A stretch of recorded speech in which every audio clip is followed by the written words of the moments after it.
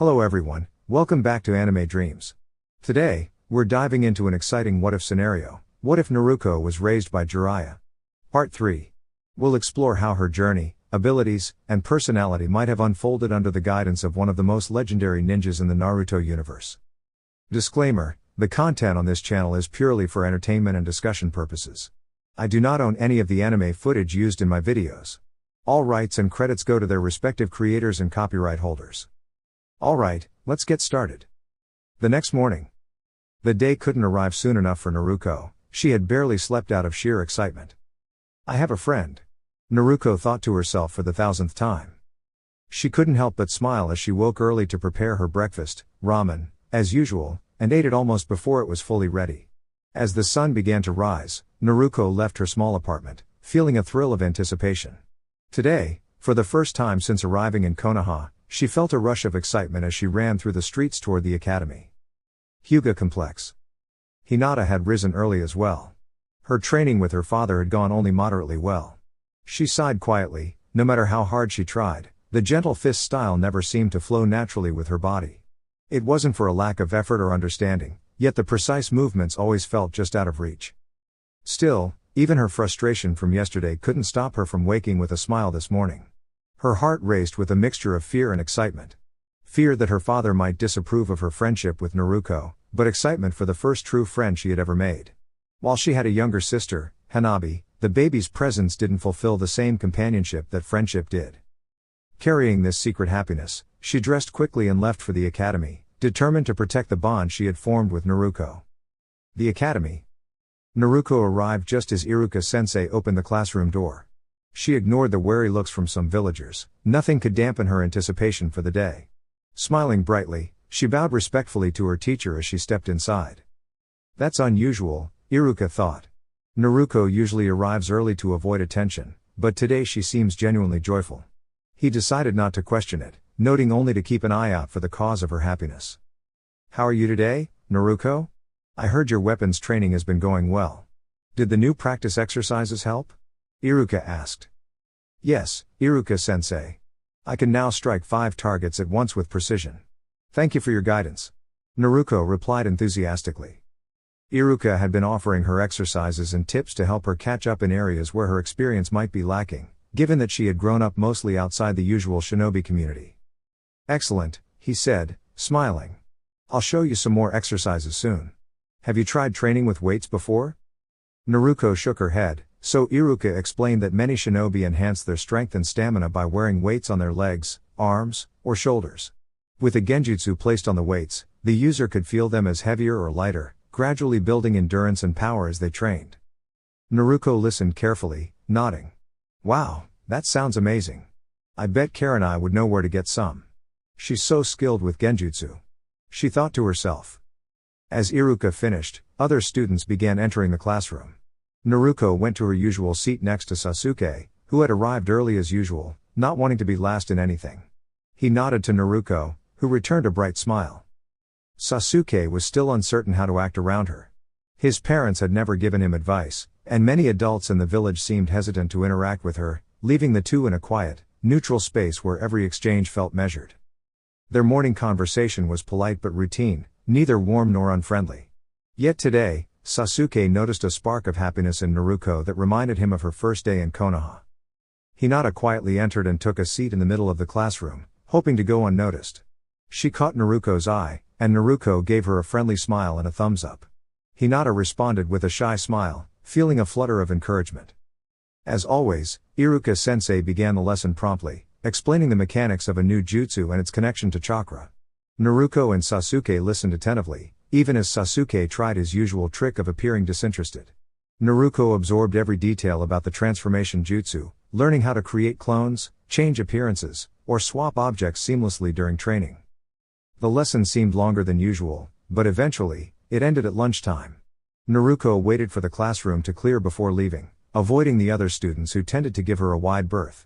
Sometimes, Iruka-sensei would treat her to a meal at her favorite ramen shop, a rare but special reward. Today, however, she was not alone. Hinata had stayed behind, heart racing with nervous excitement. She was anxious about showing her own abilities, but Naruko's presence gave her courage. Are you all right? Hinata? Naruko asked gently, placing a reassuring hand on her friend's shoulder. And suddenly, the voice of her father seemed to fade from her mind, and the storm in her heart and soul settled into a calm. Hinata felt a peace she had not experienced in a long time, a sense of acceptance for who she truly was. She realized that while she might want to prove herself to her friend, Naruko would accept her as she was and would never see her as weak. Naruko had a way of seeing the best in people, even those who were treated unfairly by others. Hinata knew, without a doubt, that Naruko would never judge her. As this thought sank in, she felt overwhelmed and fainted in her chair. Naruko immediately began fanning Hinata, and Iruka appeared beside her. Having seen Hinata faint before, he simply smiled. So that's why Naruko was so cheerful this morning. That makes sense, he thought. Naruko handed Hinata some water, and she soon regained her composure. Her cheeks were bright red as she apologized repeatedly before standing. Following Iruka's suggestion, the three decided to go to Ichiraku Ramen Bar, Naruko treating them. The two children chatted happily with their sensei, while Hinata's face remained flushed. Uchiha Family Practice Field. Sasuke was at the practice field near his house, attempting to hit 8 targets from different angles when his older brother, Itachi, came to fetch him. Itachi noticed that something was troubling his younger sister as she missed several targets. "Your aim seems off today. What's on your mind?" Sasuke sighed. "There's a new student at school, Naruko, and most of the other kids are keeping their distance. Do you know why? They seem upset with her." Itachi's eyes narrowed slightly at the mention of the name. He had been warned about Naruko Uzumaki and the unique energy she carried. "Have you gotten to know her at all?" he asked, keeping his personal concerns private. "She's a bit spirited, but I don't see anything wrong with her. She's talented, almost matches me in some ways, but she's not an Uchiha." "Then trust your own judgment. If you see no fault in her, you should feel free to be friends," Itachi said, smiling at his sister. Sasuke nodded thoughtfully as they left the field. As they walked home, Sasuke reflected on his brother's words. His parents didn't seem concerned about Naruko, focusing instead on other matters. Itachi spoke again, sharing a rare moment of wisdom. "Our clan views challenges differently from others. We honor our traditions, and growth comes through experience. Friends are precious, and if you find a true friend, cherish them, they will support you through many challenges." Sasuke thought deeply about his sister's words as they walked home together. Practice Field 19. Naruko and Hinata had been training for over an hour and a half. It was mid-afternoon, and Hinata knew she would need to leave soon. They had started with meditation and stretching before moving on to more focused exercises. Hinata had been anxious that Naruko might see her as weak, but Naruko was patient. They explored a variety of techniques, from weapon handling to chakra manipulation, testing their strengths and weaknesses. Naruko was impressed by Hinata's Byakugan and her ability to detect chakra points. When they had informed Iruka-sensei of their training plans, he offered guidance and provided a measuring scroll to assess their abilities. "Once you complete this scroll, I can design a training plan to help you both improve. Normally, we don't do this until later, but since you're eager, I'll make an exception," Iruka said with a smile. Although Naruko was still developing her weapon skills, they were evenly matched. Hinata excelled in chakra control and genjutsu, while Naruko had unique, unconventional techniques. Overall, they were very close in ability. Despite focusing mostly on training, they enjoyed each other's company immensely. They ended their session with a friendly sparring match, combining Hinata's gentle fist style with Naruko's inventive moves. Both were pleased with the balance of their abilities and agreed to continue sparring in future sessions. Finally, Hinata realized it was time to leave. And Naruko, I should go. "I really enjoyed training with you," she said, bowing politely. Naruko smiled and returned the gesture. "I had a great time too. I'll take this scroll to Iruka-sensei so he can create a training plan for us." Hinata hesitated, worried she might cause trouble. And Naruko, my father. He doesn't like you. Could we keep this a secret?" Naruko looked at her for a moment and then smiled gently. "Of course, Hinata. I know I'm not well liked here yet, but one day, I will be. You can count on it. I'm going to show everyone in the village who I truly am. One day, I will become Hokage. Does this time work for you, or should we choose another?" Hinata shook her head. "No, this time works fine. You'll make a wonderful Hokage, Naruko," she thought to herself. Naruko's smile returned, and she thought, Hinata is standing up for our friendship? She's incredible. Hinata's shy smile mirrored Naruko's bright one, and they agreed to continue meeting after class to train together at a more secluded practice field where no one would disturb them. Hyuga Complex. Hinata was early, as usual, for her training with her father. He sat waiting patiently, rising to nod at her as she stretched and prepared for the session. Hyashi approached, his Byakugan activating instinctively. Hinata barely had time to awaken her own Byakugan before she had to evade a series of precise strikes aimed at testing her reflexes. She moved gracefully, dodging attempts to touch her side and head. She longed to counterattack but could find no opening in her father's disciplined movements. Hyashi observed his daughter on the defensive, concern shadowing his features. How could she grow to safeguard the clan if she always remained cautious, avoiding engagement? Hinata, you must embrace the challenge. Strength comes from confronting it. Show me your resolve, he thought silently. Hinata continued to anticipate and avoid each strike, her attempts to respond met with careful blocks and redirects. After an hour of sparring, Hyashi decided it was time to gently demonstrate another lesson and guided her to the mat to encourage proper stance and form. Hinata, at this stage, you should be able to respond with confidence. Remember, the essence of the Juken is balance and awareness. Practice each style fully as I observe, Hyashi instructed. Hinata complied, moving through the forms with dedication. Though her understanding was strong, her mind and body needed further cultivation. Hyashi watched closely, hoping to see the potential he knew was there bloom fully. A month later. It was a bright Saturday morning when Naruko woke to the sound of someone preparing breakfast. She stretched and opened her apartment door to find Kurenai arranging a hearty spread of rice, eggs, and toast. She greeted Naruko warmly. I have something for you. Lord Jiraiya sent a message for you through the third Hokage, Kurenai said, gesturing to a neatly folded envelope on the table. Naruko eagerly opened it and read. Dear Naruko. I hope Kurenai and Iruka are taking good care of you. I am well and hope to return soon. Train hard, because when I return, we will continue our journey together. Your parents send their regards. Be well and ready for a surprise. Jiraiya. Naruko smiled, pleased to know her guardian was safe. She set the letter aside and joined Kurenai in breakfast, quickly enjoying the meal. Afterwards, she helped with the dishes. Kurenai looked around the apartment and noted how much Naruko had personalized the space. The walls were now adorned with posters from their zoo trip and charts illustrating the chakra system. The previously empty closet now held a mix of training gear and culinary essentials. A new futon, a weapons rack, and a designated spot for weights made the apartment feel like a true home. She had helped ensure the weights were safe and effective for training, and it was satisfying to see Naruko using them well. Even the bathroom, decorated with whimsical frog motifs, showed that Naruko had a playful touch. After finishing the chores, Kurenai suggested a trip that every young ninja should experience at least once, the Konoha Museum. A few hours later, the pair walked through the exhibits. Naruko admired the ancient artifacts and historical illustrations of the village's founding clans. She read descriptions about the early Hokage and the efforts to create harmony among the villages. Why did the first Hokage share these powerful creatures with others? Naruko asked as they approached the bijou exhibit. Kurenai smiled, understanding the importance of the lesson. Long ago, there was one great creature formed from the chakra of nature itself. The sage of the six paths ensured its energy was shared wisely. The first Hokage chose to entrust certain vessels with this energy, not to harm, but to help others. It was a way to strengthen bonds and promote peace among the villages. Those chosen became protectors, using their abilities to help others and safeguard their homes. Naruko nodded thoughtfully, though her eyes wandered to a display of magnificent swords nearby. Kurenai shook her head slightly, amused at Naruko's curiosity. In the museum gift shop, Naruko bought a map of Konoha and a small fox necklace. When Kurenai teased her about it, Naruko blushed, and Kurenai chuckled softly. Later, after visiting the weapons maker and returning home, Naruko lay in bed, reflecting on the stories she had learned. The vessels used their abilities to help and protect others, she thought as sleep gently overtook her. Over the next few weeks, Naruko and Hinata had been training together for nearly 2 months, following the exercise plan provided by Iruka-sensei.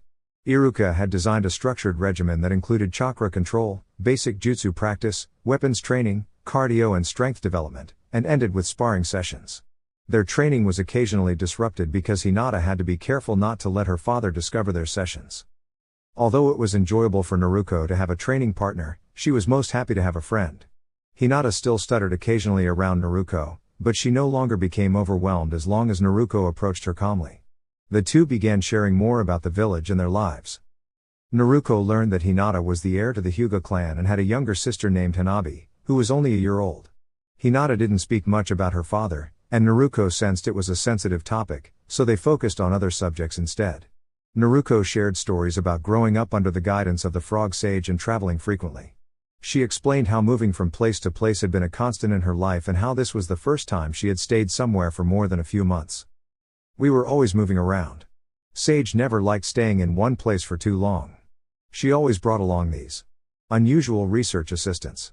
They were a little strange, and I never really got along with them, Naruko said with a playful grimace. But everywhere we went, people were kind and helpful. Each place had its own customs and ideas. Sometimes we ran into trouble because of Sage's research, but she also told me about Konoha often. She would share stories of the Hokage and the brave shinobi who had protected the village, Naruko added. In return, Hinata shared her experiences growing up in the Hyuga clan and the village. She explained the clan's formalities, how members conducted themselves, and what life was like within a large, close-knit family. Naruko had thought about having a family but never considered belonging to a clan. She was used to being independent and alone.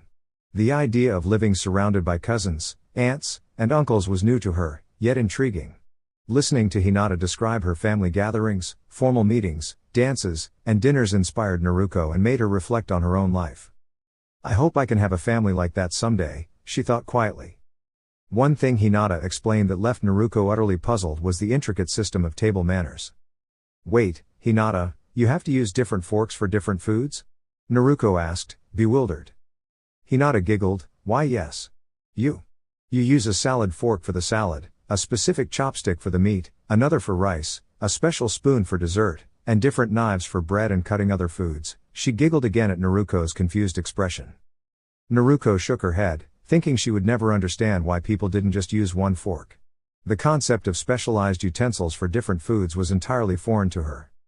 Through their training and conversations, Naruko and Hinata discovered something invaluable: friendship. Naruko had been isolated for so long, and now she had someone to talk to about ordinary, everyday things. Hinata, in turn, had found a person who saw her for who she was and respected her strengths. In each other, they found exactly the friendship they needed. At the academy, a few weeks later. It was a normal morning at the academy. Sasuke was seated at his usual spot in the classroom, arriving first as always. He thought about what his brother had advised: make up my own mind about Naruko. Following that advice, Sasuke decided to be observant. He greeted Naruko politely as usual and then focused on his own work. Yet he considered that Naruko might make a good sparring partner. When Naruko arrived, she sat next to Sasuke. How's it going, Naruko? He asked. Pretty good. I hope class ends early today, she replied cheerfully. Sasuke nodded. If you want, I could help you with your kunai training sometime. You have potential, but there's room for improvement. Naruko looked at him in surprise but quickly nodded in agreement, eager for the advice. They began discussing differences in kunai designs, blade lengths, and weights, and how these factors affected handling and technique. It was an instant friendship, but it was the beginning of one. Class passed quickly as Iruka-sensei explained genjutsu techniques, particularly how to recognize and counter illusions by focusing brief bursts of chakra to the senses until reality was perceived. After class, Iruka called Naruko aside. Hey Naruko, I have a message from Lord Jiraiya. I hope it's good news, he said with a smile, handing her a note. Hey kid, I wanted to let you know I've finished my mission and I'm on my way home. I should arrive in a couple of months, though I'll stop along the way for research. I'll be back soon, so be ready. See you soon, Jiraiya. Like Jiraiya's other messages, his latest letter was brief, but the news it contained made Naruko leap with excitement. Seigi's coming home. Yay! She cheered, spinning around in the air. She could hardly contain her joy. It had been nearly a year since Jiraiya had left, and Naruko was eager to show how much she had grown in skill. Her guardian had promised to guide her in training, and she was thrilled to see what challenges awaited. In the weeks that followed, Naruko began developing a friendship with Sasuke. They often trained together in the afternoons, after Naruko's sessions with Hinata. It was astonishing how intense Sasuke's training was. No wonder she's always so skilled, Naruko thought as she dodged another kunai and sent 8 in return, trying to strike each target. Naruko discovered that Sasuke trained daily, both before and after school. Now it was clear why he excelled in class, he simply never paused his practice. The two exchanged strategies, discussed techniques, and shared insights about jutsu and chakra. Sasuke even found himself enjoying these conversations, and Naruko's understanding of chakra, thanks to Jiraiya's teachings, was almost on par with his. At one point, Naruko had managed to hit 6 out of 8 targets. The targets were positioned strategically around the training field, some partially hidden, and they took turns moving them to keep each other challenged. Sasuke's older sister, Itachi, had even appeared once to offer advice before quietly departing. Something about her presence made Naruko uneasy, though she didn't mention it to Sasuke. The exercises were helping Naruko refine her awareness and control over her kunai and throwing star techniques. Sasuke also spoke about Itachi, who had become the Anbu captain and was considered a prodigy of the Uchiha clan. Itachi has always been exceptional. She graduated the academy in a single year at age 8 and became Anbu captain by 13. She's the pride of our clan, Sasuke explained. Naruko noticed a hint of envy in Sasuke's tone. She wished she could understand more but expressed gratitude for all the guidance he provided. Sasuke usually shrugged in response, and they returned to their training. Shortly before Jiraiya's return. One Saturday, Naruko had the field to herself. Hinata was occupied with her family, and Sasuke was elsewhere with his sister. Naruko set up several practice dummies for kunai training. To test accuracy, she placed small balloons filled with paint under the target areas. When hit, the paint would burst. Suddenly, a voice called from the shadows. "You know, there's a more interesting way to use those paint balloons." Naruko spun around, ready to defend herself, before lowering her kunai as a young woman stepped into the clearing. Her hair was dark, braided loosely, short, and slightly spiky. She wore a tan coat over black shorts and a fishnet top underneath. A playful grin lit her face as she surveyed the training field. "You could do so much more with these balloons than just training," the woman said. What do you mean?" Naruko asked. "They'd look spectacular in a harmless prank on some villagers I know," the woman explained. "How about it? You've been in town for a while without causing a little harmless mischief. Want to have some fun?" Naruko hesitated. She had never pulled a prank before, but the idea sounded thrilling. She grinned at the woman. "Wait, who are you? And why were you watching me?" "I'm Anko Mitarashi. I've been keeping an eye on you because you're interesting, and you have a resemblance to someone I once knew. Let's just say this could be fun and a learning experience," she said. Naruko felt a mix of nerves and excitement. Despite the caution in her mind, another part of her shouted internally, "Yes. Let's do this." Gathering as many paint balloons as she could carry, Naruko followed Anko into the heart of the village. From the rooftop of a tall building near the Hokage Tower, they began tossing the balloons at specific targets, carefully avoiding anyone who might be hurt. Naruko used 3 colors, red for precision spots, blue for tricky areas, and green for general targets. Laughter echoed as balloons splashed color across their designated targets. The villagers were startled but unharmed, and the duo moved from building to building, leaving cheerful chaos in their wake. Anko guided Naruko expertly through escape routes, and the two eventually returned to the training field, laughing with exhilaration. "Great job for your first time. We'll have to do this again," Anko said, high-fiving Naruko. Their laughter drew the attention of Kakashi, Kurenai, and Iruka, who approached with serious expressions. Kurenai and Iruka took Naruko aside to speak with her while Kakashi confronted Anko. "What do you think you're doing?" Kakashi asked quietly. "Relax, Kakashi. We're just having a bit of harmless fun," Anko replied. Naruko deserves some joy. After everything she's been through, a little mischief can be a healthy outlet. Kakashi's expression remained stern. She does need an outlet, but it must be constructive. Playful pranks won't solve her challenges, though I can't stop you from helping her learn new skills. Soon, Jiraiya will return, and maybe you can teach her something more purposeful. Anko laughed, unconcerned. "We'll see, Kakashi. Naruko has her own energy, and she deserves the chance to enjoy it." With that, she disappeared, leaving behind the echoes of laughter and color, ready to plan future adventures for the spirited young kunoichi. At the academy. "Naruko, would you like to explain what happened?" Iruka-sensei asked her. Iruka and Kurenai had been summoned to the third Hokage along with Kakashi after it was discovered that Naruko and Anko had been playfully tossing paint balloons around the village. Flashback. The third Hokage puffed on his signature pipe as he regarded the three before him. He had just received a report indicating that Naruko Uzumaki and Anko Mitarashi were tossing paint balloons at the villagers, and from the looks of it, they had quite a collection of them. Apparently Anko has taken an interest in Naruko. Not too surprising, he said with a short, amused chuckle. The two of them are currently engaged in quite the playful escapade, trying to cover as many villagers as they can. I even saw a few of their efforts, they're rather creative. Anko was once a student of Orochimaru. Normally, if this were just a harmless prank by Naruko, I might have laughed along, but we can't completely rule out the possibility that Anko might be influenced by old training techniques. And Naruko already has enough challenges with the village as it is, she doesn't need to stir up more tension. Iruka looked at the third Hokage before asking the question everyone wanted to know. What would you like us to do about this, sir?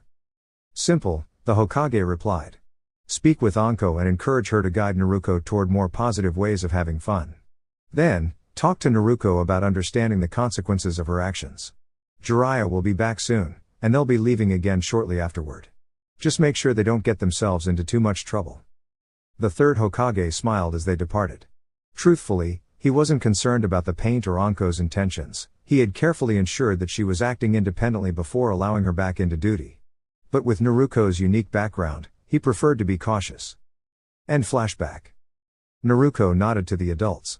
She knew she had disappointed them, and that feeling weighed on her. Kurenai and Iruka were two people she deeply respected, and she never wanted to let them down, well, aside from Jiraiya, of course. I guess I just wanted a little fun, Naruko admitted, scratching the back of her head. They're always frowning at me or scolding me, and Anko said no one would get hurt. So, I thought this would be a harmless way to get a little payback. Kurenai responded gently, thankfully, no one was hurt. But Naruko, you have to remember that actions like this can make people frustrated, and that can make things harder for you. You've worked so hard to build trust, don't let one playful stunt undo that. Naruko shook her head thoughtfully. She hadn't considered that perspective before. It had been fun, but maybe there was more to think about than just the immediate amusement. I understand why you might want to have some fun after how people have treated you, Iruka added kindly, but it's important to find ways to show your strength through positive action, not just reactions. Keep working hard, and you'll earn the respect you've been striving for. Both teachers smiled at her. They weren't upset, they simply wanted Naruko to learn a valuable lesson from the day. That night. Later, Naruko heard a soft tapping at her window. She opened it to see Anko standing outside. Hey, Naruko, Anko said cheerfully, hope today's talk with the teachers wasn't too boring. Naruko stayed quiet, still reflecting on the day. Anko grinned mischievously. Well, Anko continued, next time, we'll just have to be a bit sneakier so we don't get caught, huh? Naruko couldn't help but smile. Anko winked and disappeared into the night. From afar, Kakashi observed the exchange. He sighed lightly. She really is Minato's daughter, he murmured. I suppose a bit of mischief runs in the family. Dear YouTube family. This is all for now. If you enjoyed this journey, don't forget to like, share, and subscribe to my channel. Your support keeps the dream alive. Thank you for being part of this adventure. Stay inspired, stay curious. Warm regards. Anime Dreams.